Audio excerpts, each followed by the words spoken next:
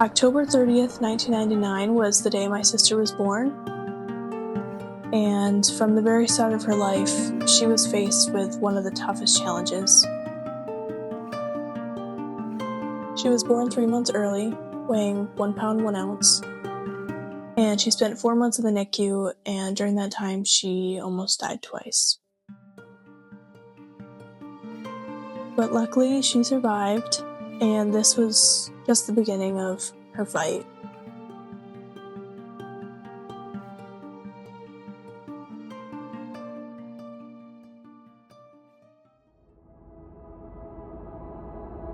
In 2003, I was born, and from as early as I can remember, Kiara and I were pretty much inseparable.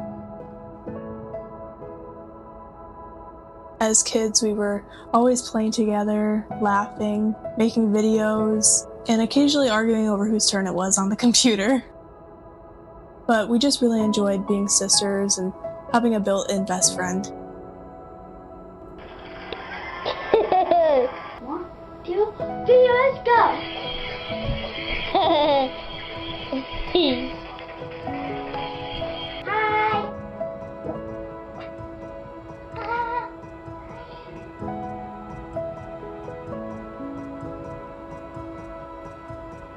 Growing up, some words that I would use to describe my sister are kind, funny, playful. She had the most vibrant spirit, always full of life, and she really gave her all in everything she did.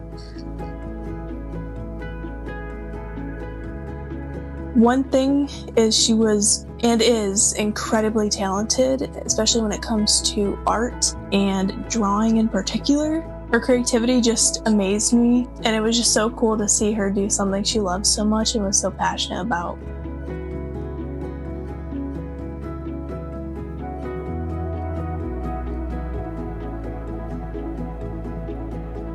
She also enjoyed playing video games, singing, swimming, dancing, and by dancing I mean, put on a good song and just jam out.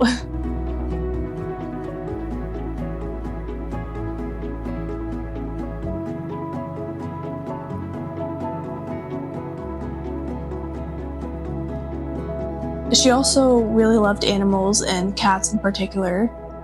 Cats were just drawn to her. It was honestly really sweet to see. So, things were good. I've always been grateful to have a sister. You just never think that a day or time is going to come where they're not really there anymore. Back then, all I ever knew was my sister being around.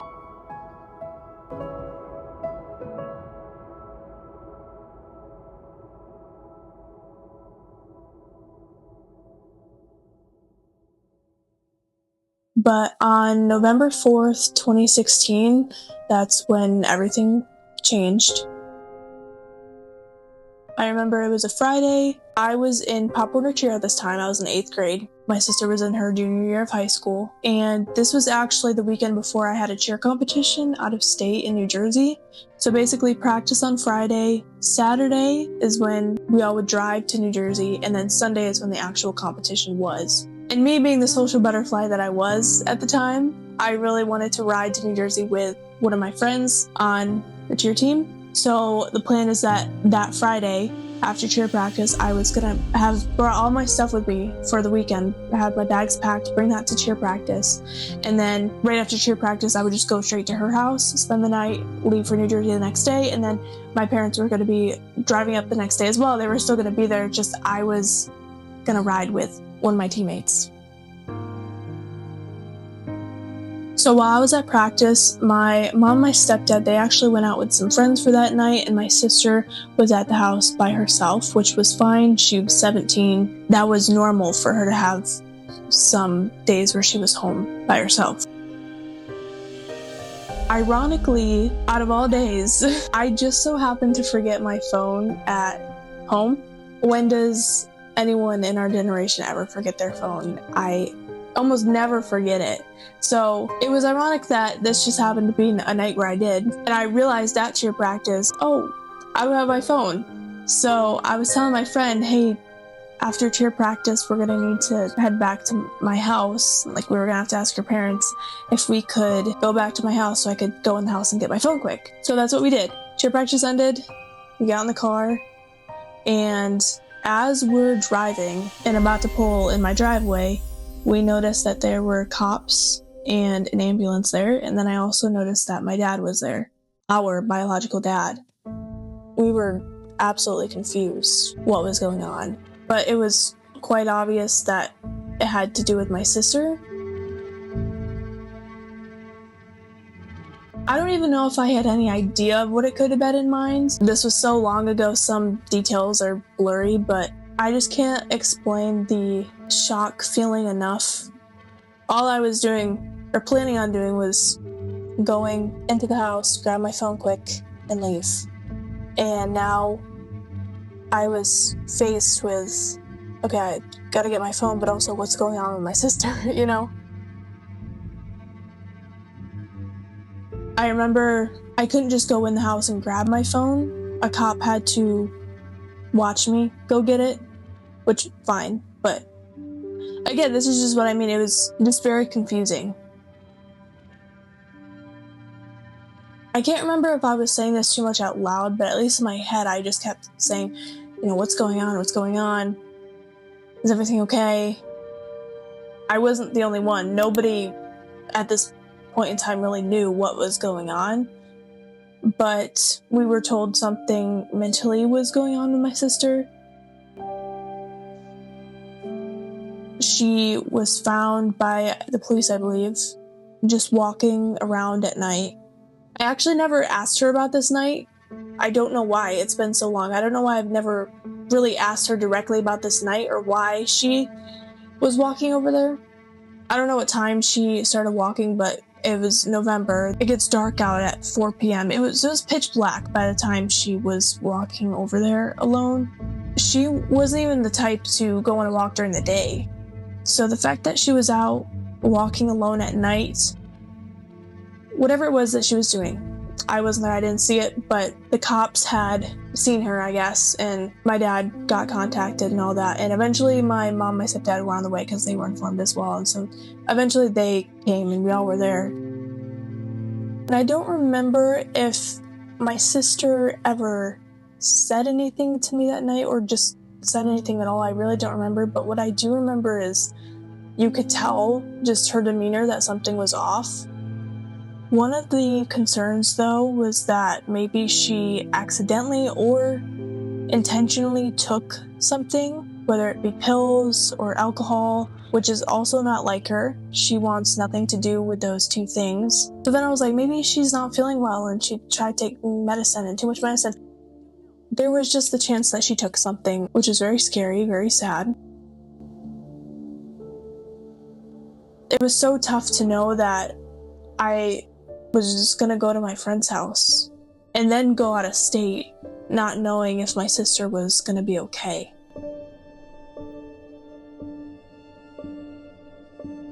And not that this was the biggest concern, but I remember even thinking, like, are my parents gonna even be able to go see me compete? Like, this is my last Pop Warner cheer competition. I'm 13. Any child like that wants their parents to go see them perform, but I'm thinking, well, obviously what's going on with my sister is way more serious.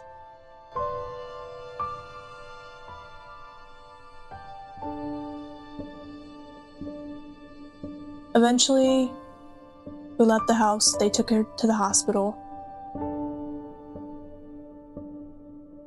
I was at my friend's house. I remember messaging my cheer coach just to let her know what was going on. I just remember feeling so guilty that I wasn't going to be there for my sister, and confusion and sadness. I was feeling a lot of different things, all while I was supposed to be going to a cheer competition where I'm supposed to be outgoing and excited and fun. And I was so excited about the competition, but it's a lot harder when now you have something like this on your mind.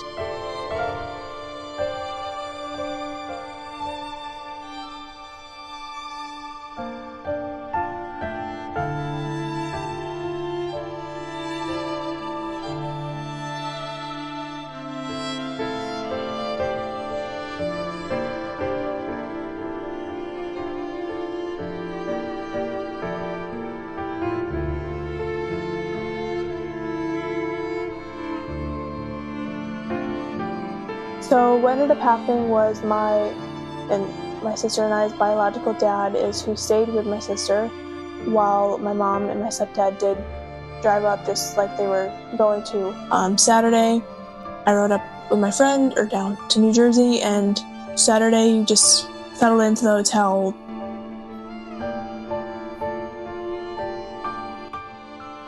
But I just remember all I could think about was my sister. The whole day, my mind was just, how is she doing? I hope she's okay.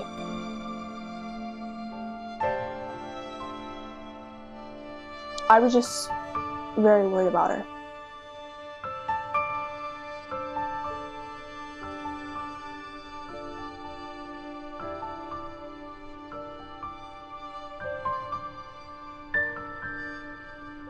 But you have to smile, you gotta be loud, you gotta be excited. I didn't want my sadness to affect my team either.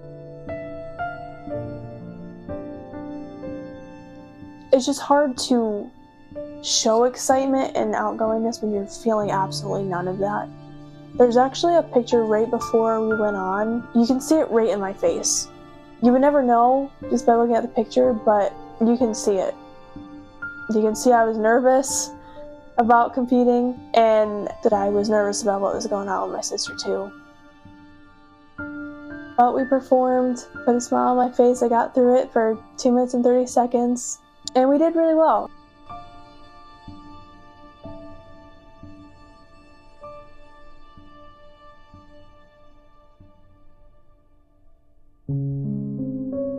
So eventually, Sunday, the competition ended, we drove back home, and I remember getting in the house, and it was just weird that my sister wasn't there. She was always there. Cheer was over, so I'd go to school and I'd come home, and normally my sister would be there, but she wasn't. I was eating dinner alone. The house just felt empty, like I wasn't used to her not being there.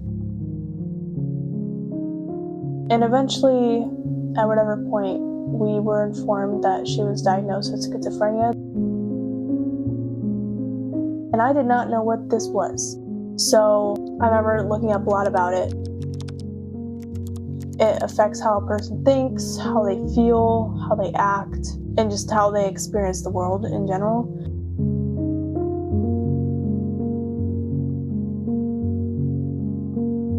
It does look different for everyone. It's not a one-size-fits-all, but the common symptoms are hallucinations, hearing things, hearing voices, seeing things that aren't there, as well as delusions, which is essentially where they believe something that in their reality is very true, but isn't actually true.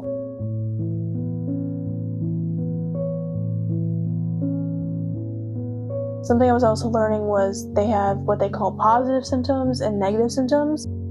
The positive symptoms aren't positive, but those essentially mean like what's added onto it. So for example, like hallucinations, the delusions, that's added on. And then what they call negative symptoms, that's what's taken away.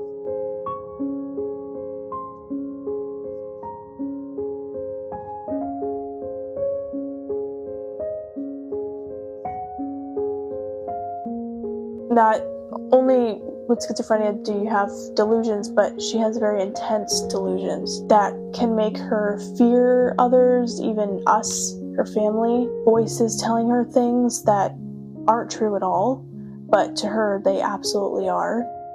She'll tell us something and we can tell it's a delusion. Whatever she's saying, like, we know that that's not true, but we can't necessarily tell her that. And naturally, if someone says something that isn't true, you tell them that's not true. But with someone with schizophrenia, if you tell them that it's not true, it actually, more often than not, makes it worse, because now they believe you don't believe them. If your loved one has schizophrenia, they may have an alternate reality that is very true to them. And they may have created a childhood that is not true. They may tell a therapist that you abused them. And again, they may be lying or they may be telling what is their truth. So that if a therapist is listening and doesn't have the family involved, they get this skewed perception that this child has made up this theory that he's been through trauma when he hasn't, or she has been through trauma when she hasn't really been through trauma other than this horrible illness.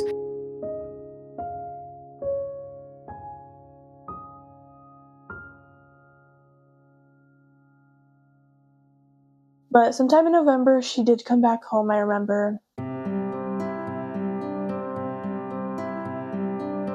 We were sitting at the kitchen island. I was really happy to see her. It was hard though because it was her, but it wasn't her.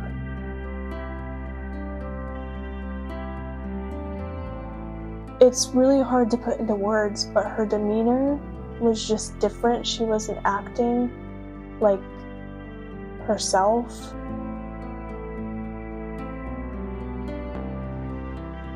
And the night everything happened, again, we knew that something was off, but in my head I'm thinking, all right, she'll go to the hospital and when she's home, she'll be better.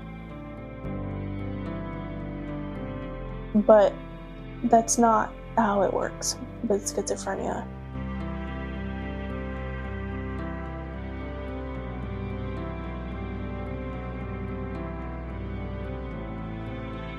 And this is definitely where what I consider the grief process started.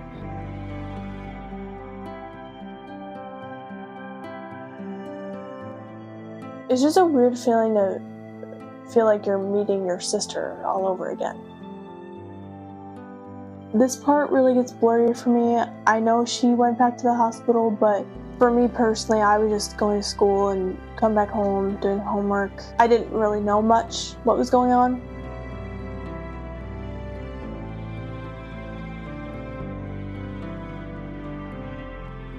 But I do remember that this hospital stay was longer. We weren't even sure if she was going to be home for Christmas.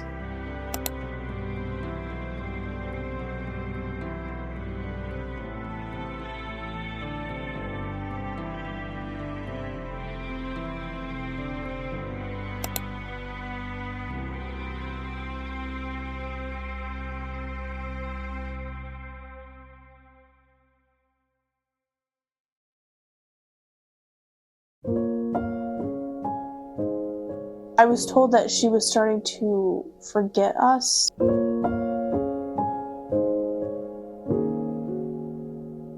That she didn't have a sister, or that our mom wasn't her mom. I'm not exactly sure what it was, but it was something similar to that.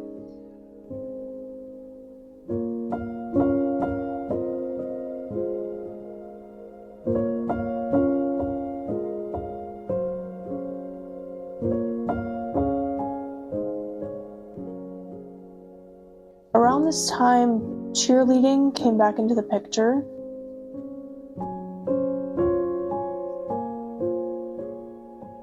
It was what they call a rec program, and the high school coaches coached this one. Now, I was still in middle school, I was in 8th grade, but 8th graders were able to join this program.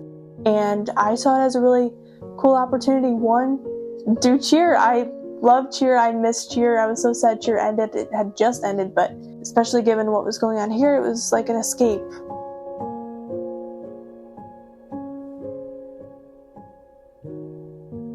You go to cheer practice and you can just forget about stress for a couple hours. So I did join this program.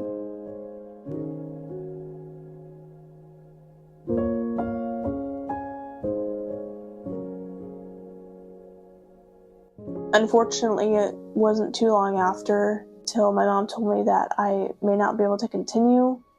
And then eventually one day she did tell me that I couldn't continue that program anymore. When competitions would come up, that would just be too tricky because we didn't know. Everything was up in the air with what was going on with my sister, and my mom was almost quite literally living at the hospital.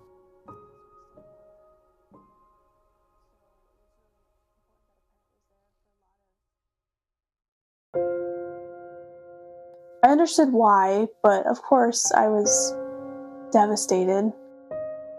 Again, this was like my outlet throughout all of this. It stinks to say I won't be able to practice every day like I did. The good news is, though, that my sister was home for Christmas that year.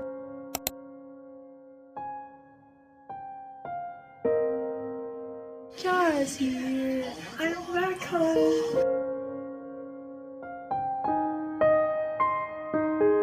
Hello, I'm Kaylee's sister, obviously. Isn't almost upside down, whatever. My teeth mean too much.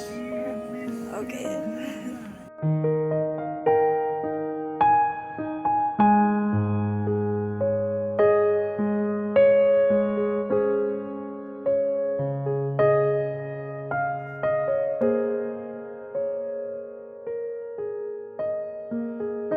And now, since I wasn't in cheer, I was able to be home more to see her while my parents were at work. I was able to be home with her during the hours that I would have normally been at cheer. I like it. Isn't it magical? Uh-huh. I have magical powers. Wrestling gun.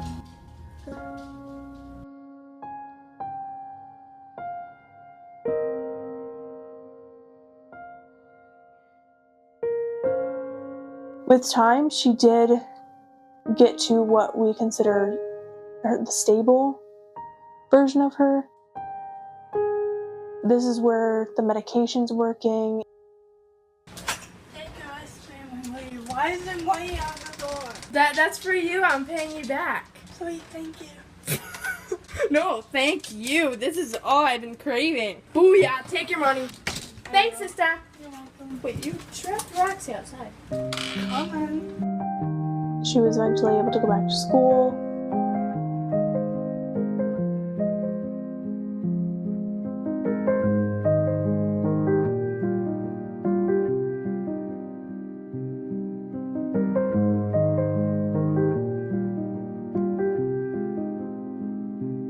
Man, you're better than I'd be at this.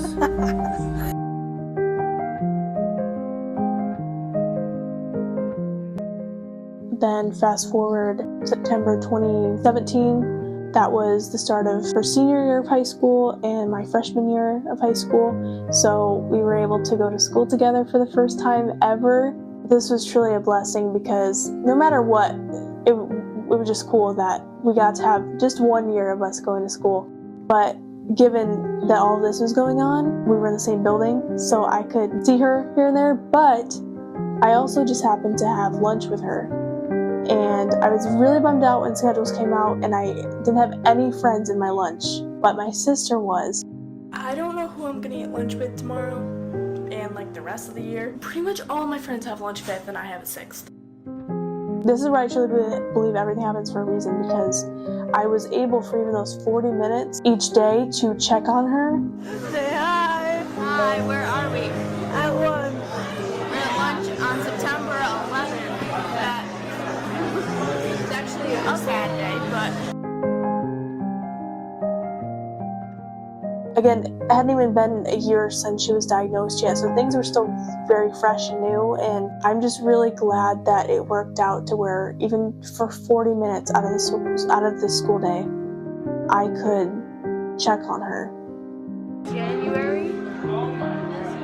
What's 4 times 3? 12. Especially because even though she was getting to a stable Kiara, she still had her off weeks. And this is where hallucinations would pick up, delusions, maybe she wouldn't sleep as well.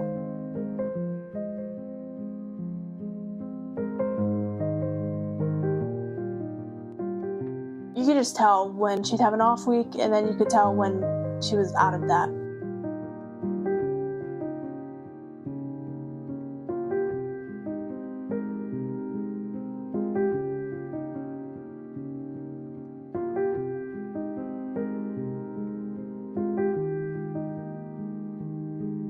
I do remember she had to miss some of her senior year.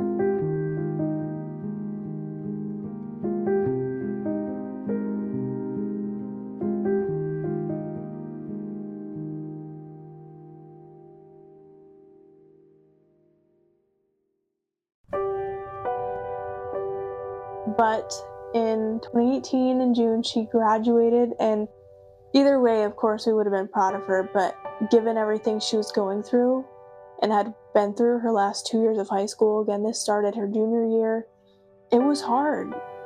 And those are especially the critical years of high school, the last two, and we were just so proud of her graduating.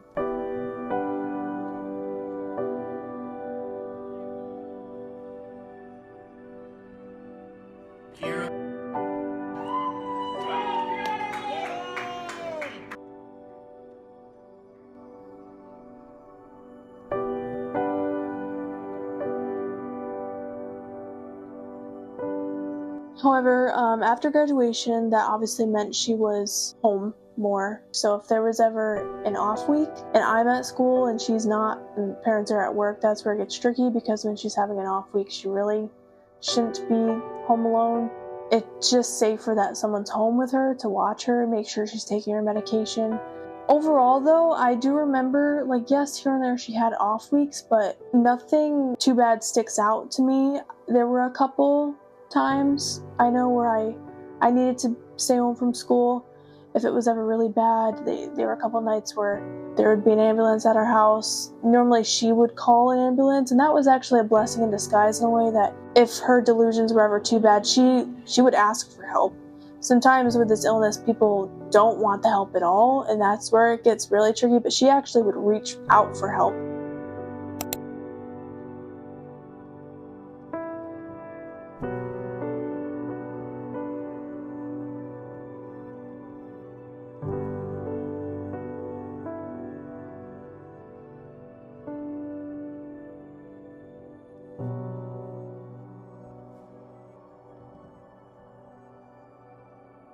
Even if the ambulance wasn't necessarily, the fact that that was her instinct, was to ask for help, we're very thankful for.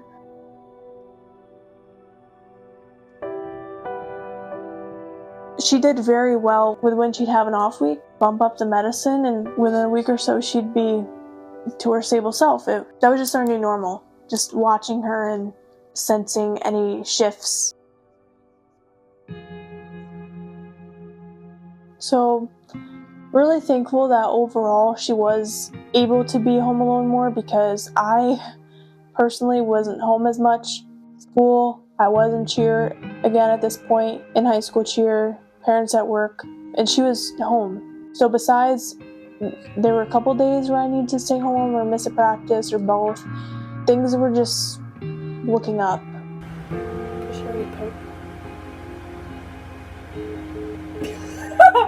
Looked like she answered and hung up.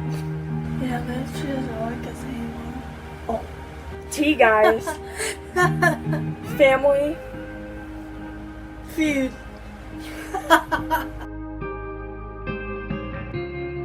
And then in 2021, I graduated, and I went off to college in August of 2021. And that was fine, because she was able to be home. I did come home on the weekends. I wanted to make that apparent, especially so if there was an off week, at least for 2 days, I could be there.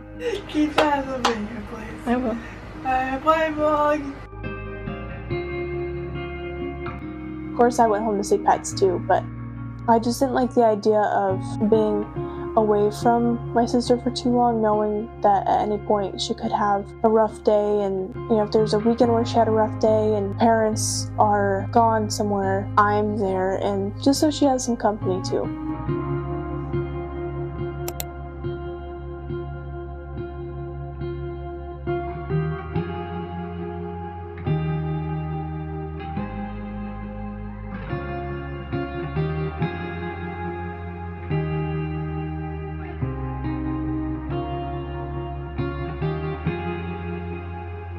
First food of 2021. I mean, Yeah, totally.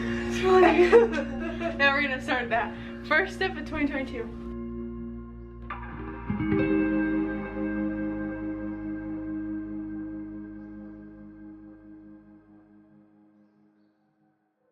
Then towards the end of my first semester of sophomore year in 2022 of college, I actually ended up leaving. The plan was to just withdraw. I changed my mind about my major, but I didn't have a backup plan in mind. The plan was to just take a semester off, think on it, and go back. But I actually never ended up going back. And this actually turned out to be a blessing in disguise. I was beating myself up over this, but I now know what I believe is the reason why all that happened. Because 2023 is the year that everything went downhill again with my sister. Ironically, we were in New Jersey. I just find it ironic because this is when things went downhill again, and the weekend everything started was the weekend I was going to New Jersey. We were on a trip, and you could tell she was off. Obviously, that happening on a trip isn't ideal, but it was nothing too intense either. Just gotta be more mindful, watch her.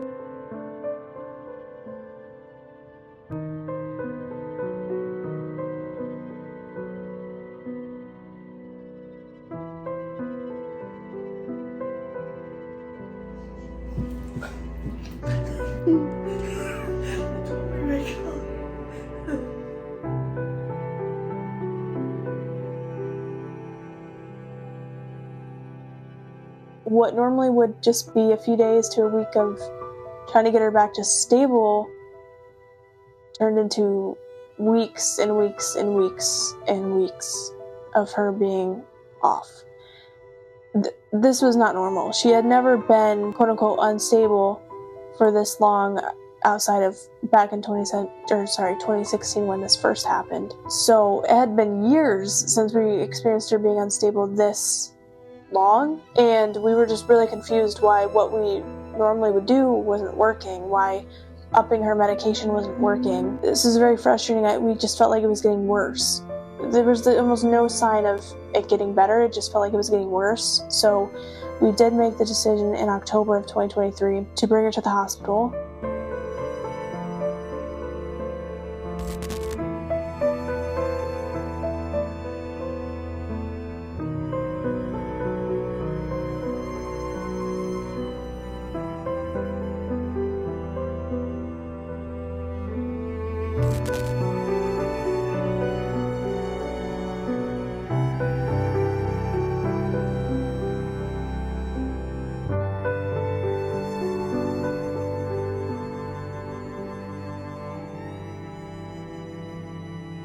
I remember she was there for a week or so, and they sent her back home. They said she was fine, and she was not fine.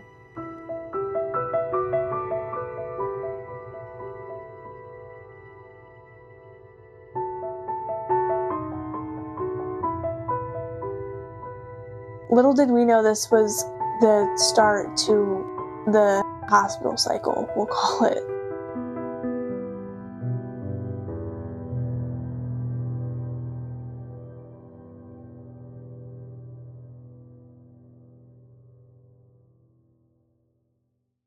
It was just a constant cycle of bringing her there, them saying she's fine, discharge her. And when this just kept happening over and over again, we felt stuck because we're like, well, she's not fine, but they keep sending her back home. So she's not getting the help that she really needs when they keep sending her back home saying she's fine.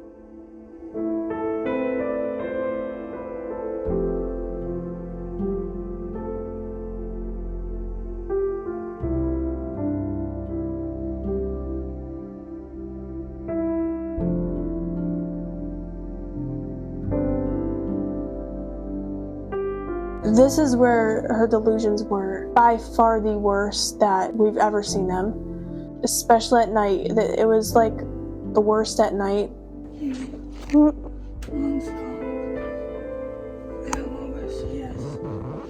She's just downstairs sleeping on the couch. Yeah, Bella's down there. That's why she's not in here. She's sleeping with Mom. Thank you. Mm-hmm.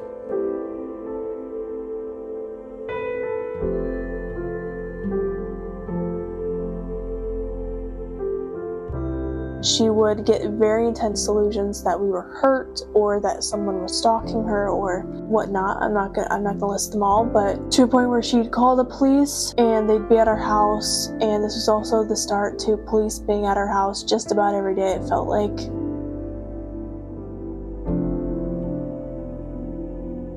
If she didn't have her phone, eventually her phone was taken away so that she wouldn't keep calling them or post things that she shouldn't, given her mental state.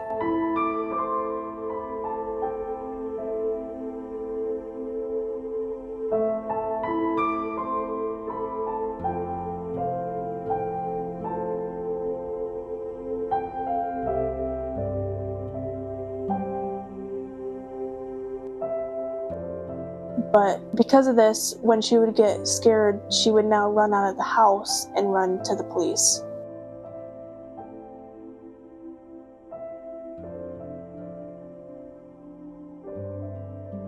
How you doing?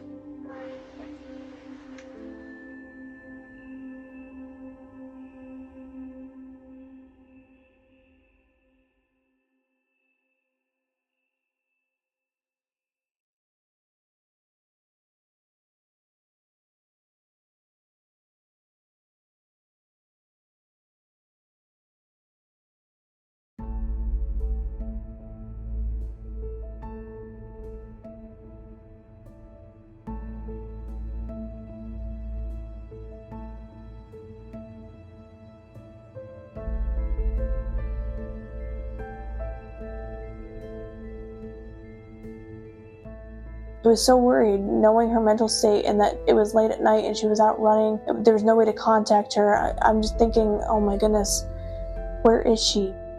But turns out she went to the police. Every time that she was home, this would happen at least once. They'd bring her to the hospital to CPAP, where they'd then bring her to the hospital, and then the hospital would say she's fine, and they'd send her back home.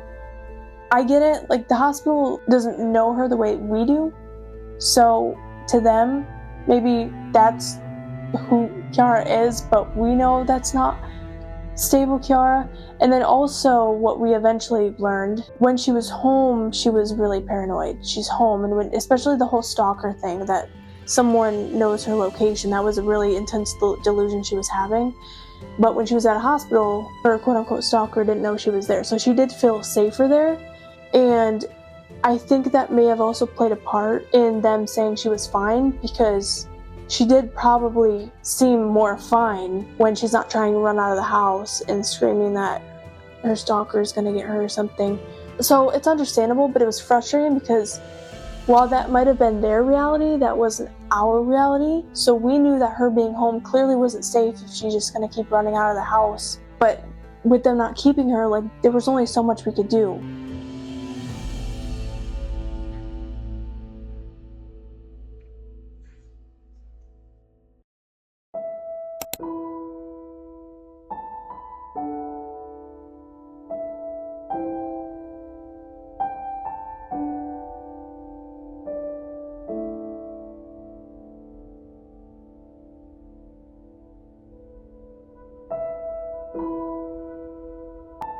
Eventually there was a hospital stay where they kept her just a little bit longer, and unfortunately it did run into her birthday though, October 30th, and that was the first birthday that she wasn't home.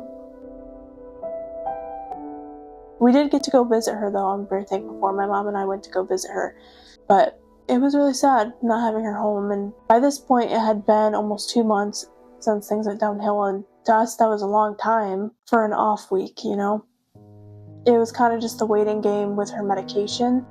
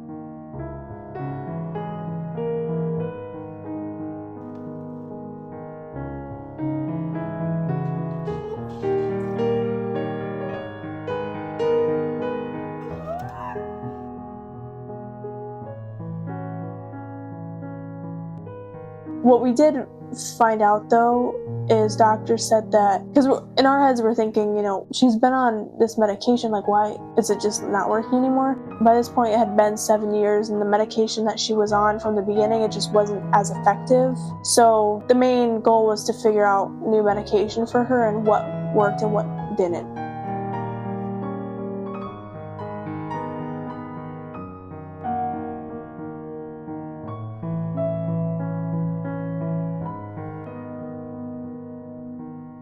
So not only that, not only the stress of her being back and forth in different environments, but now she was going through a bunch of different medication changes, and I just can only imagine how stressed out her body was and her mind through all of that.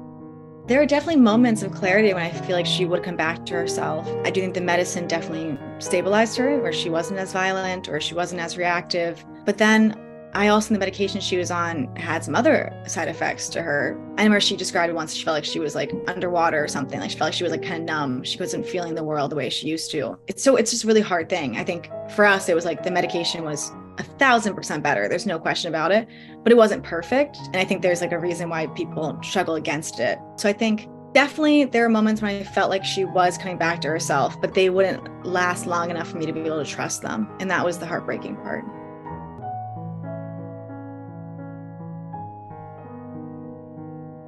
Just to give an example of a night where she was home, you could be sitting in the room watching a movie with her and everything is overall fine. And then 1 second, she's getting up asking you to call the police.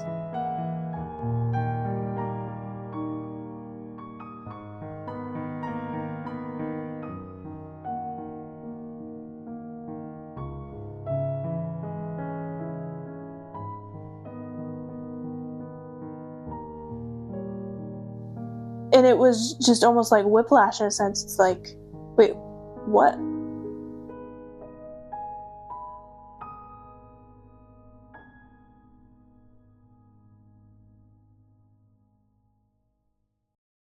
I would be the one that would be up at night with my sister. This made it really tricky on my end because, yes, I'm an adult, but I'm her younger sister. Growing up, I wasn't used to like making decisions for her necessarily, or being like the older sister role with her. But through all of this, I kind of learned to be.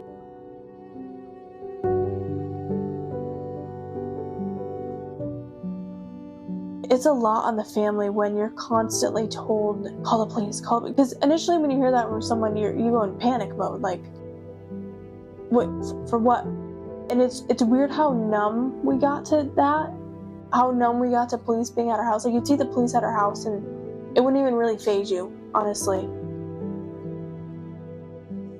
And it's just sad. It's sad that all just became so normal. This was an everyday thing, basically, and when you deal with stuff like that every day, it's overwhelming. You're not really sleeping.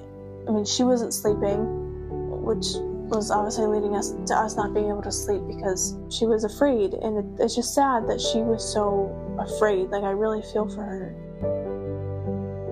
There were definitely moments where I felt like I really had to start walling myself off from my sister in a way, because she also was struggling with mood disorders and these swings where she'd be 1 second telling me how much she loved me and I was her favorite person in the world, and the next second she'd be telling me she was going to try to kill me, or she hated me, and it was just these, on a dime it could switch. And I think as like a trauma tactic, I think I had to kind of get a little numb to it in a way and like stop letting her in those moments when she was herself. And that's something that I struggle with even now, which is like the guilt of that as well, because I was so like frustrated and angry at times. I mean, it is really hard to care for somebody when they are suffering so much, but they are also inflicting suffering onto you.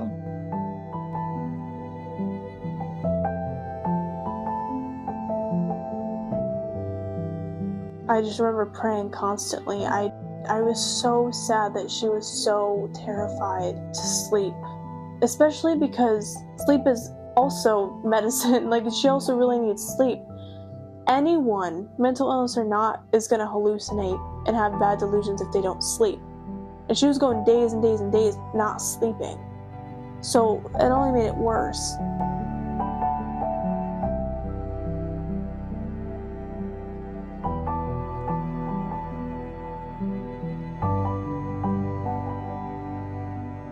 it's just really heartbreaking to see somebody you love going through something like that, and just seeing the way that their mind is making them feel. So given that she was so back and forth, you never knew when she was going to be home, when she wasn't going to be home. And just like the first year, we didn't know if she was going to be home for Christmas. We had no idea because it was so back and forth. But thankfully, she was able to be home for Christmas that year. And although she was still off, she was stable enough to get through Christmas without like causing a scene. I don't really like to say that because she's not really intentionally doing that. It's her mind. But I was just, that was something I was worried about because it's like Christmas and we're with family, and Christmas Eve we had went to someone else's house for the first time. I was just really worried that something not good could happen. I'm just very thankful that she was able to be home. It was like little moments like this, or little days like this where she wouldn't run out. It was like, oh wait, like it's getting better. It's any slight progress meant the world to us.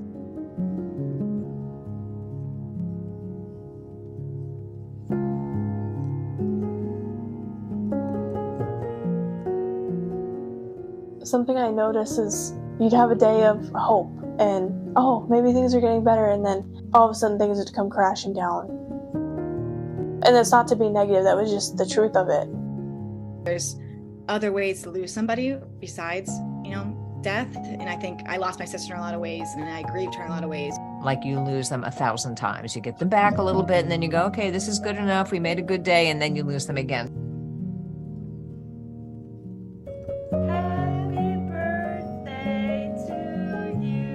While we were very happy she was home for Christmas, and that was a very hopeful thing. Just a week later on New Year's Day, our grandma passed away, and my sister and I were very, very close to our grandma. So I was so insanely worried for her and how this was going to affect her mind. Like if it was going to be to a point where she was going to be in the hospital for the funeral and wouldn't even be able to say goodbye properly, or just the constant not knowing was a lot for all of us.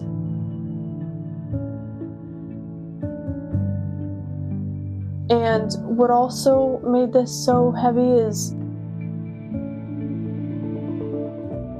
we learned that this illness really started by the death of someone, not in our family, but there was someone that she looked up to who passed very tragically. So death essentially was the tragic, traumatic event that led to my sister developing this mental illness. So anytime there was a death of someone she knew, especially someone that she was close to, I was always just so scared of her. And then because she was already back and forth being hospitalized, and then with our grandma passing away, I was like, oh no, like I thought like things were finally gonna get better, and in my head I'm just like, this is really gonna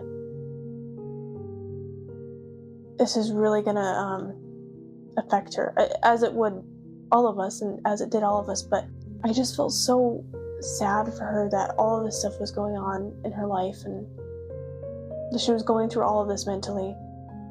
To my surprise though, she actually did handle the loss a lot better. Maybe because we partially knew it was definitely coming soon, but that just goes to show, like, she's very strong, she's very resilient. And of course she was sad and she was still grieving, but she really handled it a lot better than I thought she would. And it didn't, in my opinion, I don't really know if it necessarily made things worse. Things just naturally here and there got worse, but she was able to be there for the funeral, and I'm just so thankful. I knew that one day if Kiara was to get stable, she would be so upset if she had to miss being there at the funeral to say goodbye due to being hospitalized. So I'm just very thankful that she was home during this time. And like I said, she was home for Christmas.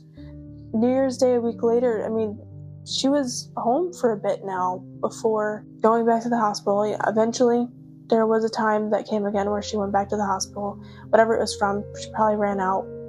911 got involved. Like, that's usually how it went.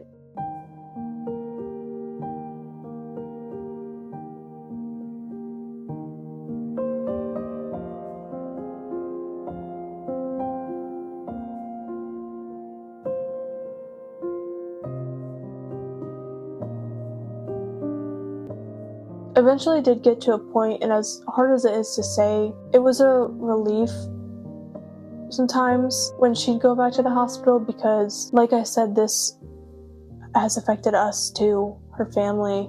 I hate that it was relieving when she would have another hospital stay. That's not normal. Normally when someone goes to the hospital, you're worried about them.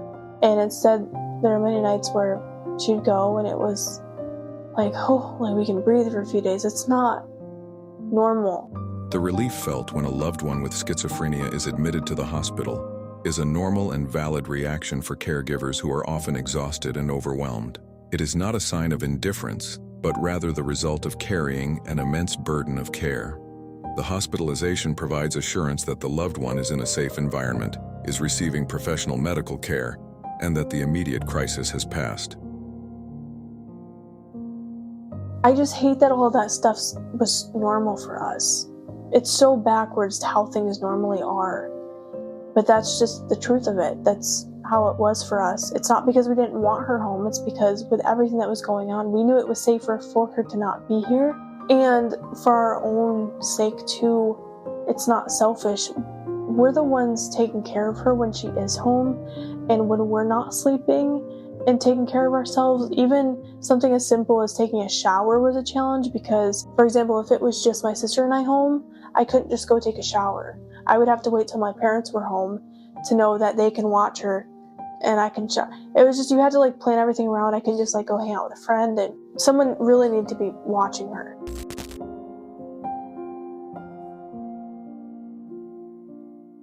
That's why when there was a hospital stay, it was nice to feel like you got your freedom back a little bit. I really hate saying that because it sounds like it's her fault when it's not. That's the thing, all of this isn't her fault. Her mind is tricking her into being afraid and believing these lies. Yes, our feelings are still valid, but hers are too, because that is her reality. What her mind is telling her, that is true for her. I will admit, like, there were plenty of days where I'd snap at her, even when I knew that it wasn't her fault for saying certain things or asking me over and over again to call 911. I'd go downstairs to go do the dishes and she'd run down, Kaylee, call 911. And it just gets exhausting to hear all the time, and I knew it was her mind and that it wasn't her fault. But there were so many days where I would snap at her, and I hate that it ever got to that point, because despite the fact that what she's believing isn't true, her feelings surrounding it are. And in that moment, she needs comfort. She needs to feel safe, and she needs love and people to be there for her. And family's supposed to be there for you. And instead, we're all telling her to get away, go, and leave us alone. I do feel I played a part in her being afraid of being home. I hate that I treated her like that when she just needed someone to be there for her. When you are hurting, the last thing you need is to feel like the people you love are also contributing to your hurt. Accountability is a personal act of integrity. Apologize when you're wrong. Take responsibility when you've hurt someone, even unintentionally. Apologize to your children when you lose your temper. Communicate in a genuine manner. Be vulnerable. Most people perceive this as weakness. However, it's in fact the actions of a strong person, leader, parent, partner. It takes a lot of courage to have uncomfortable conversations, especially when admitting a fault of your own. Holding yourself to this standard models morals to your children, peers, significant other. Leading a life from authentic integrity has made me a better person and brought peace to my heart and mind.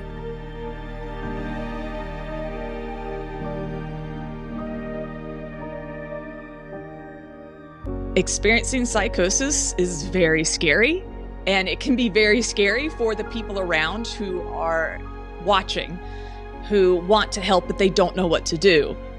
They don't want to make the situation worse.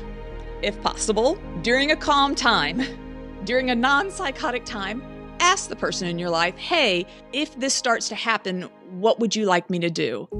How can I help you?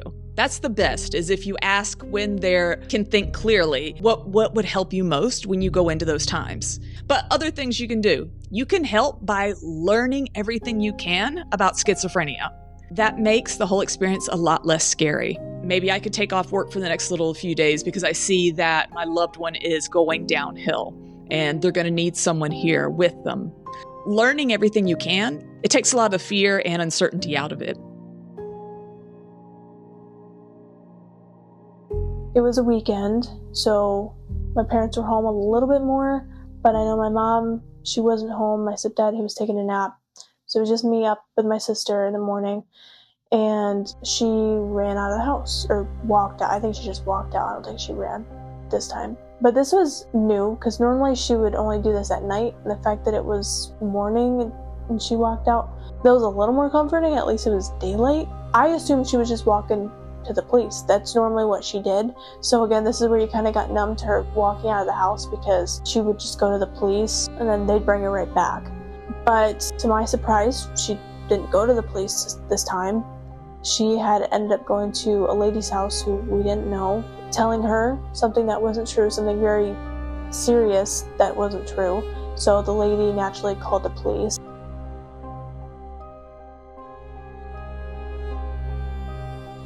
My mom had reached out to me and she told me that she needed me to go over there.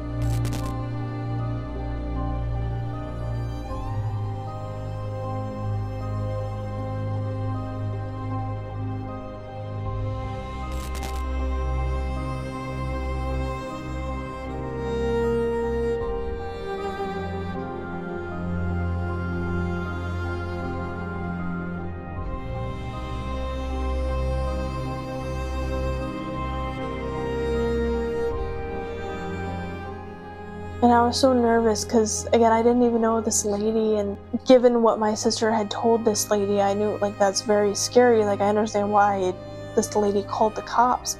But I was nervous that maybe the lady, because schizophrenia is so stigmatized and people make fun of it sometimes. And I was just nervous that, what if this lady is one of those people who doesn't know how serious this is? But again, to my surprise, I see God through all of this. This lady just so happened to tell me that she has worked with patients like my sister with schizophrenia. So she knew what was going on. Once I was there in the police and she knew, oh, okay, what my sister said wasn't real, that situation wasn't actually going on. And just hearing this lady say, like, she knew, oh, okay, like, yeah, I got you. It was extremely validating. It was extremely comforting to hear, because for years, this mental illness in our family, it felt very isolating. At least on my end, I can't speak for everyone, but other than close relatives or friends, nobody truly understands like what we've been going through with her and what she was going through. I think the siblings are often ignored in the family loss. I don't know if she even fully processed how much love I had for my sister, how much responsibility I took for it, because she has a mother's guilt, a parent's guilt. I don't have that, but I think she didn't realize how much blame I was putting on myself.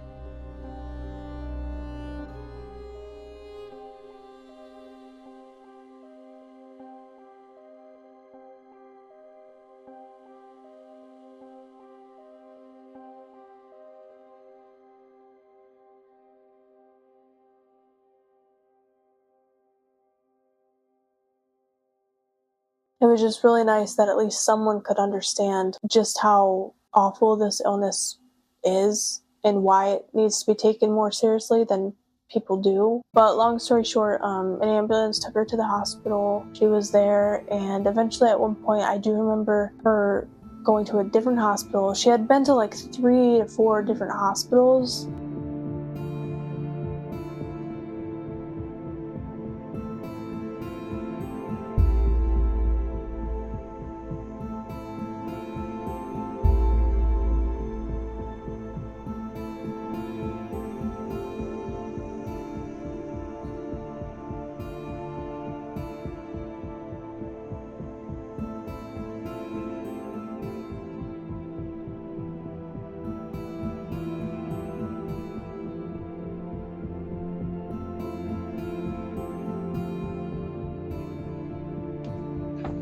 Why did you go out?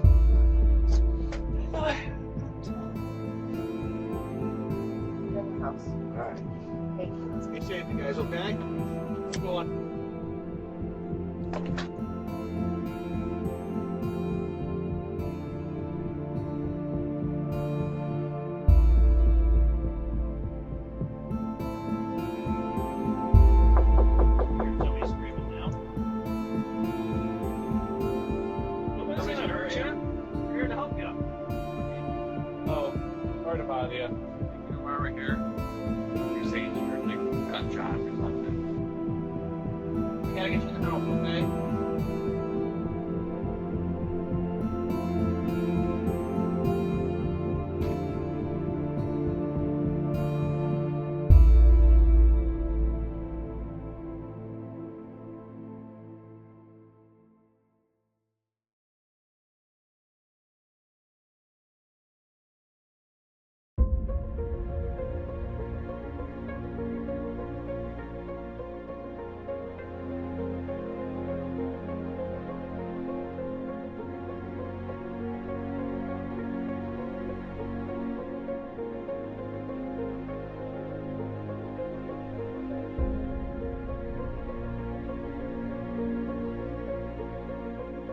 Hospitals were starting to keep her a little bit longer, which was good for us, but good for her to not be so back and forth and have a chaotic environment, because I could just only imagine if you're not in a stable environment, how can you expect your mind to feel stable?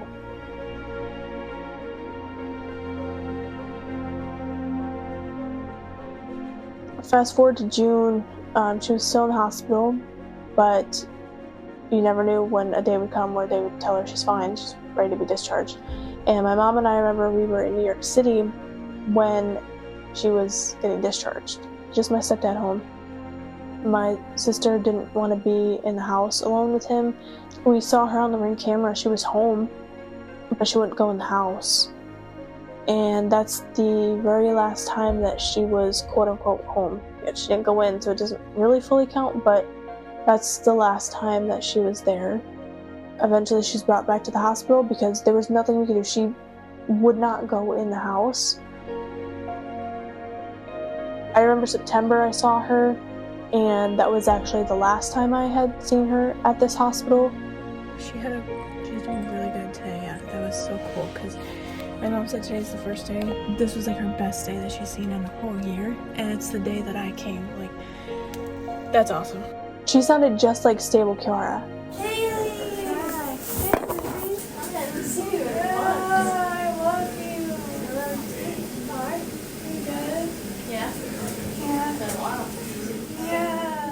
You could just tell in her voice, like she just sounded so much better, and I was so hopeful, thinking, oh my gosh, her birthday is next month, and maybe this year she can be home for her birthday. I was so excited, but unfortunately with this illness, it's like you have a good day, but then you have a bad day, and you have an okay day, and just because there's like one day of her sounding better, it doesn't mean that's gonna be what the next day is the next day. So it didn't last, but I was so thankful that even that one visit, we kind of got a sense of like the stable Kiara back. That gave me so much hope. Again, it's not really something you can put into words. You could hear like that was her, you know? Eventually in October, middle of October, she was moved to a psychiatric facility. Unfortunately, I wasn't able to visit her. They only allowed one visitor in the beginning, so I wasn't able to even go see her for her birthday. They wouldn't let me. But this was still a step in the right direction, that she was now in a facility versus the back and forth at the hospital. This facility would actually keep her for sure until things got better, and my mom luckily was able to see her, and then eventually, end of December, I was able to visit for the first time. It was a good visit.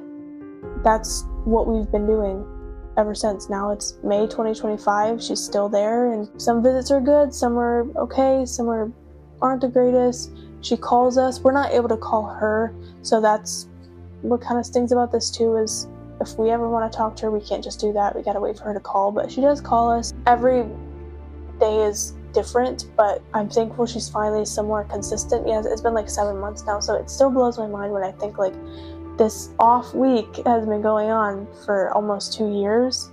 But I just keep praying, and I do believe there's a reason for all of this though, even if I don't understand it now. We just gotta keep being there for her when we can, when we talk to her, when we see her, show her love and support her. Maybe part of the reason for all of this is to have led me to doing this and sharing her story, spreading awareness to help reduce the stigma. Out of all the bad and the pain and the negative, like this right here is something good. I just hope that this video can help people feel less alone, whether they're dealing with a loved one with this illness, whether they themselves suffer from the illness. And unfortunately, schizophrenia, it's just extremely misunderstood, but I do believe that part of that is because it's not talked about enough. So that's why I'm sharing her story. We can't expect people to support us if we don't let them in, help them understand, educate them.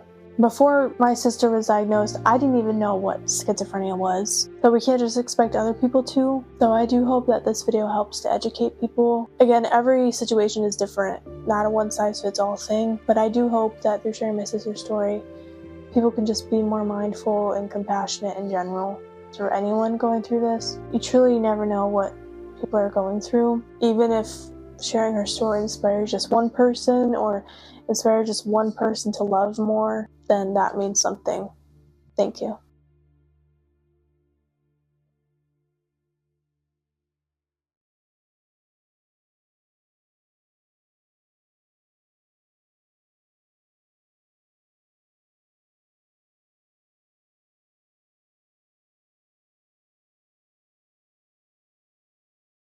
Hello. Hey guys. Wanna show them what you got? I'm Miles for Halloween. I have Squirrel, and I got a new gaming headset. Pokemon, if you can see inside. And the hat. Oh yeah, the hat matches your costume. Right? Yeah, totally. Love it. Miles.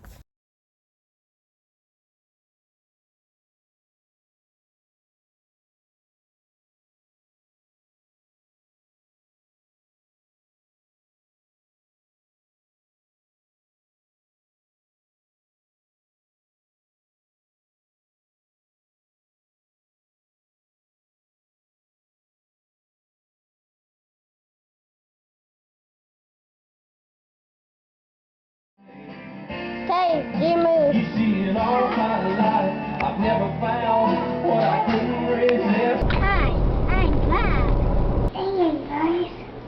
Long day here. You need good concert. Everybody was gotta do it. Everybody do it. 2009 to get them. That was This is so small. Yeah. Yeah.